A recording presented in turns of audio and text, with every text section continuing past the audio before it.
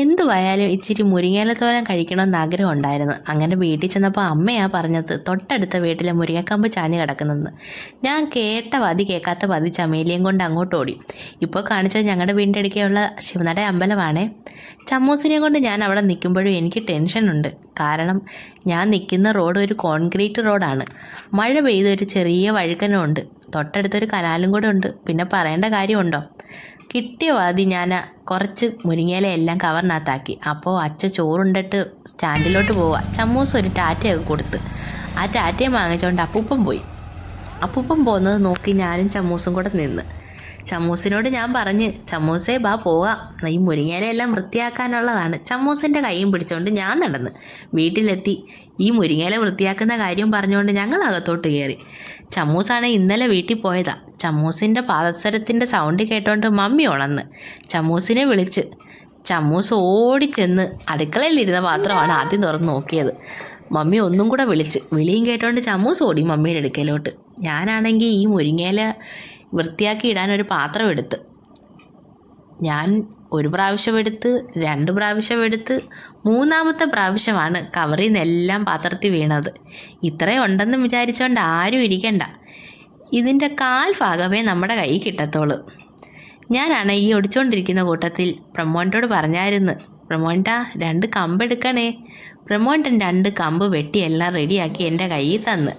ഇപ്പം മഴ പെയ്തുകൊണ്ട് ഇത് കിളിക്കാൻ പ്രയാസമൊന്നുമില്ല. മമ്മിയാണെങ്കിൽ റേഡിയോയും കേട്ടുകൊണ്ട് ഇത് വൃത്തിയാക്കി.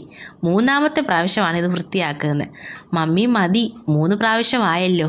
മമ്മിയാണെങ്കിൽ അത് കേട്ടോണ്ട് കുറച്ചും കൂടെ വൃത്തിയാക്കിയൊക്കെ തരാമെന്നും പറഞ്ഞ് അത് വൃത്തിയാക്കി.